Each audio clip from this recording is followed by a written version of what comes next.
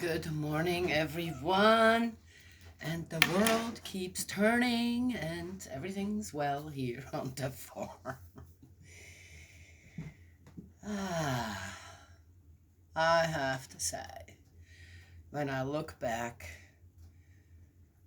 all the hard work, yes, it's paid off. And, of course, to never forget who went ahead of that hard work, which in our case here with our land was my father-in-law. My goodness, he didn't start making these rocking chairs. I don't have one in here. They're outside and over in other rooms for right now. This is a really small room here, so we have all the real comfy chairs here for winter time. But he started making these rocking chairs all from scratch and pegged them, no screws or anything, and the seats are made from tree bark, and the backs and everything is done by hand. And he didn't start that until he was in his 60s. And managed to save up money, enough money to then buy the land that he bought. That's pretty amazing. So I'm just grateful we made the move, right, to a place like this. Yes, yeah. Is it an easy life? Well, it just depends on how one looks at it, right? If you have the right attitude on where you're going and what there is and what the place needs then from you, right? Yes, always being a keeper and a user, but never an abuser, then I can't see living any other way than this. Right? Did get a fire going this morning. It is pretty cold out there, and Sissy's back, so I want to make sure it's nice and warm when she gets up.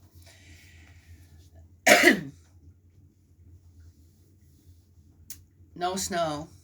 It's just raining, which for us is great. But it's such a muck out there now again that I think I'm going to leave the horses in for a day. Yes, yeah, sometimes I do that for their own safety. It's just better that way. Otherwise, I don't have much to say. Just I try to not look at the news. I try to not, because as I said, if I can't get the truth, I don't want to see anything else either. Done. So we're in Exodus 33. The Israelites ordered to depart.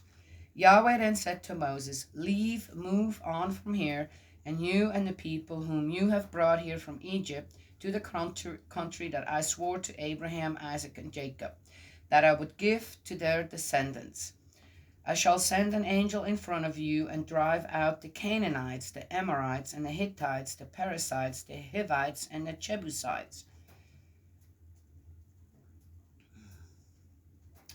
That doesn't sit quite right with me. Why have to drive out other people who've already been there, right? Yes? What did they do? Seems to be, wouldn't that be a better way to just, okay, we're going to go there. There's enough room. So maybe there wasn't. Well, where are all these people going to go then?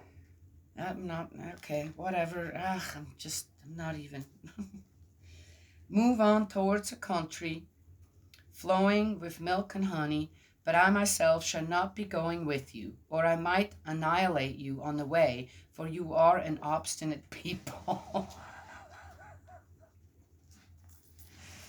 So are all them other tribes, the Canaanites, the Amorites, the Hittites, the Perizzites, and the Hivites, and the Jebusites, also obstinate people? They get to be driven away.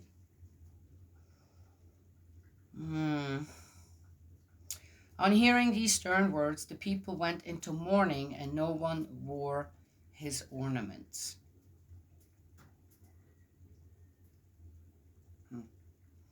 Yahweh then said to Moses, "Say to the Israelites, you are an obstinate people. If I were to go with you, even for a moment, I should annihilate you. So now take off your ornaments, and then I shall decide how to deal with you. So from Mount Horeb onwards, the Israelites stripped themselves of their ornaments. Okay? So, uh, was the ark built yet of the covenant? Or,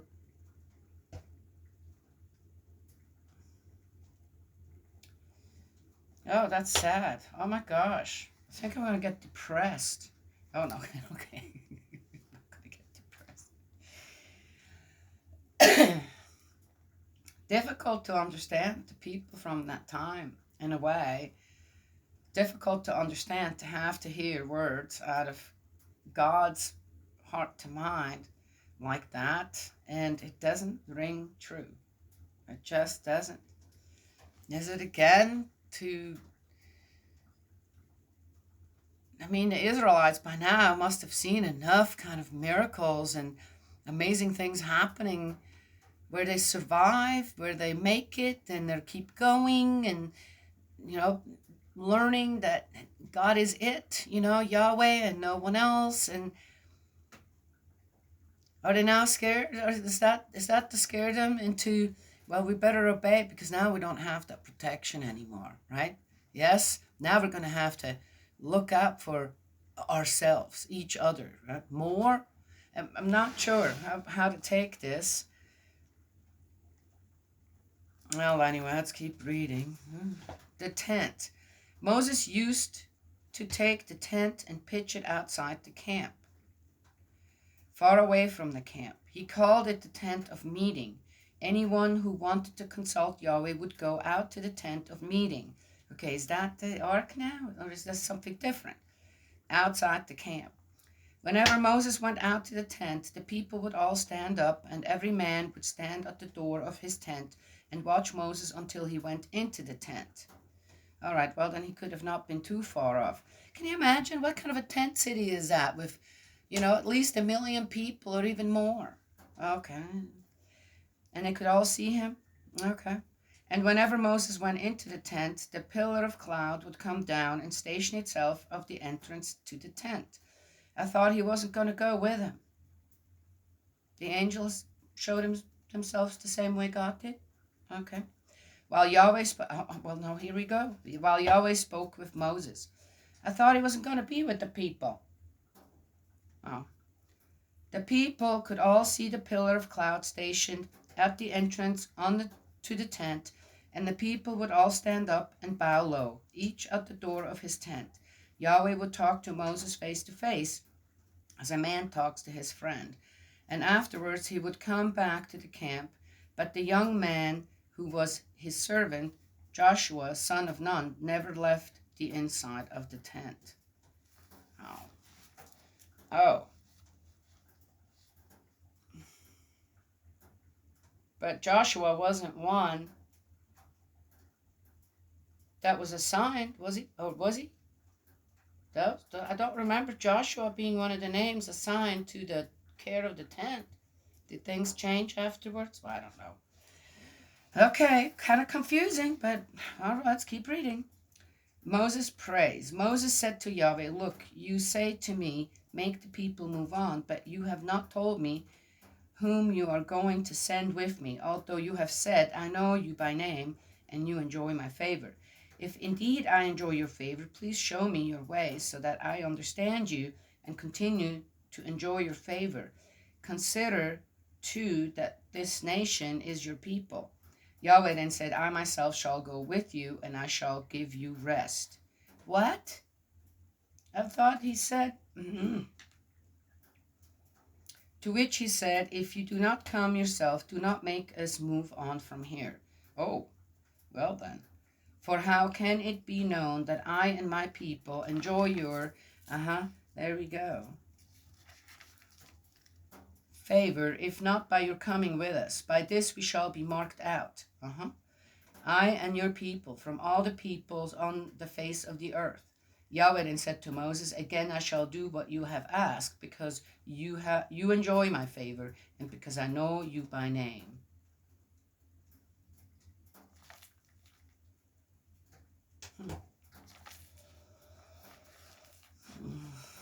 Okay. I don't know what to say to any of this. I mean, it's like first I'm reading this, then I'm reading that.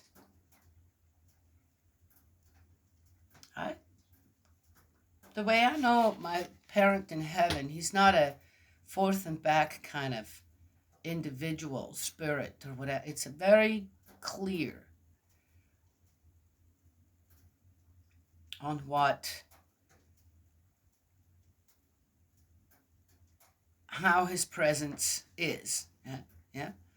And no doubt, I believe always was. Uh, Let me finish this up. I had an interesting experience last night where I had a question.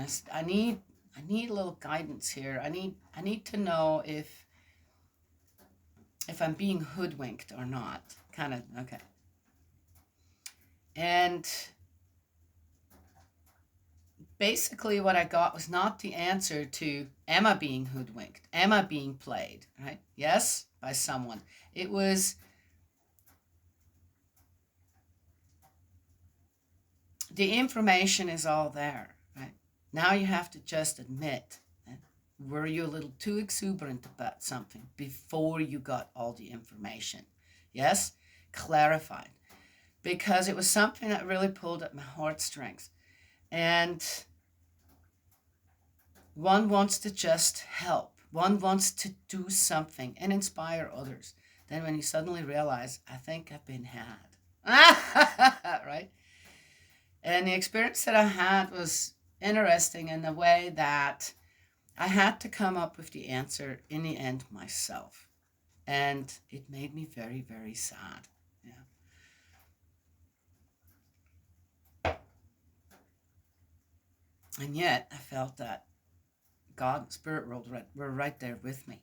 And yet I was the one that had to make the decision. The decision wasn't made for me. And well, there it is, right? So I don't know, but that came to my mind reading this, and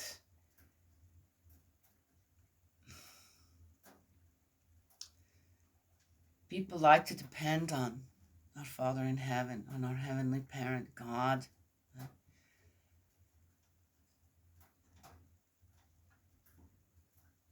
And I think the guidance is always there. But in the end, we're still the ones who have to make the proper decisions. We need to know what's right from wrong, right? Yes? Yeah. Yeah. Moses on the mountain. He then said, Please show me your glory, Yahweh said. I shall make all my goodness pass before you, and before you I shall pronounce the name Yahweh. And I am gracious to those to whom I am gracious, and I take pity on those on whom I take pity. Well, there you go. But my face, he said, you cannot see, for no human being can see me and survive. Then Yahweh said, Here is a place near me. You will stand on the rock, and when my glory passes by, I shall put you in a cleft of the rock and shield you with my hand until I have gone past. And I shall take my hand away, and you will see my back, but my face will not be seen. Oh, that is really interesting. And yet it said before that in the tent he was face to face with Yahweh like a friend, and they were talking. Again, it's almost like we're getting two sides here, don't we? Yes? Yeah. It seems to me that just about everything we read, this is the end of 33, by the way, there are, I can't see a thing without my glasses. It seems like in every chapter we read, there are two conflicting sides. The presence of two that don't compute. That's what I find again, and especially in 33. It's there's so much of it. I'm going, wait a second. It just said this. Now it's being said that. So again, how do we know God? How do we know God truly? Do you like to believe in a vengeful God? A God that if you don't, besides, does that ever happen? really, when it comes down to it. I think it is better to be in the presence of God and obey the Ten Commandments and all that, right? The outcome of anything, I do believe, is better. But as far as are people worse off believing or not believing when it comes down to it? People are doing horrific, awful things out there. And a lot of them get away with it, right? No punishment at all. Oh, well, the punishment, I'm just saying, right? We're living here right now. And do we have to be afraid, fear God? Or is he in, God is absolute love. It can't be both. I don't think it can. So who and what do we want to trust when it comes to all that? And how did these odd conflicting ways, words, get into the Bible? Yes? Because what happened in the Garden of Eden and then the fallen angels, there must be something to it. You know that when they show sometimes, you have on one shoulder you have a little angel, talking to you, and the other side you got a little devil talking to you. Yeah? Yes? Well, anyway. So here we are. We're just reading the Bible. We're just getting, okay. Let's see what's next.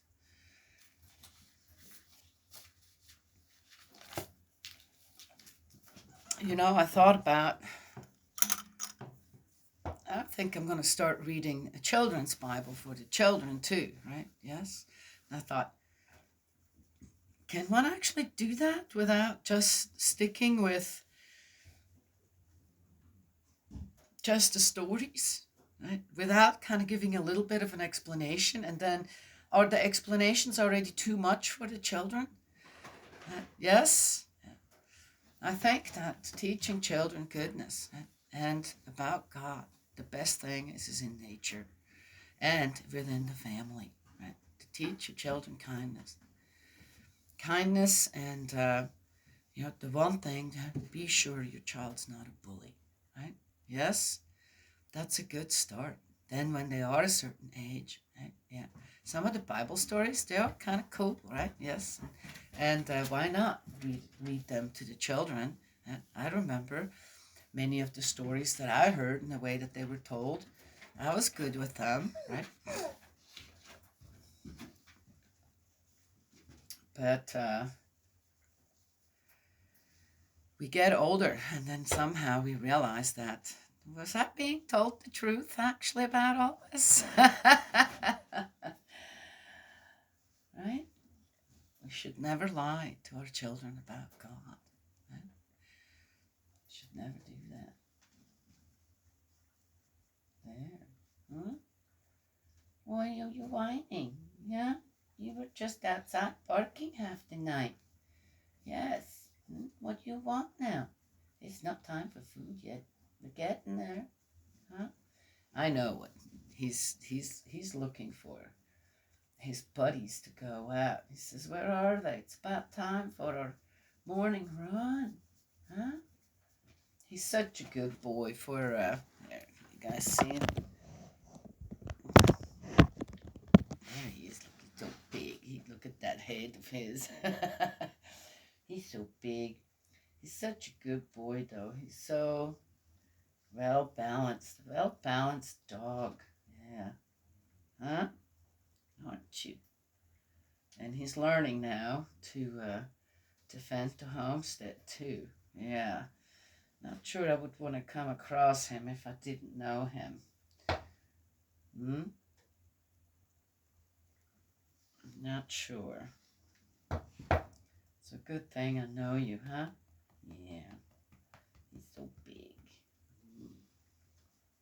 Yeah. Well, there it is. That's all I have to say this morning. I'm a little tired. What's up with these guys? Huh? Woke me up. Needed to go out. They wanted to go out. I said, no, no, no, no, you can't go all. It was midnight altogether. Not that early. So then I had to be up until everybody was out and in again. Then I got woke up again by Jake, who did need to go out, but I thought he didn't. So we got a little present in the house this morning. Huh? I don't know. Sometimes he's just weird that way. Huh?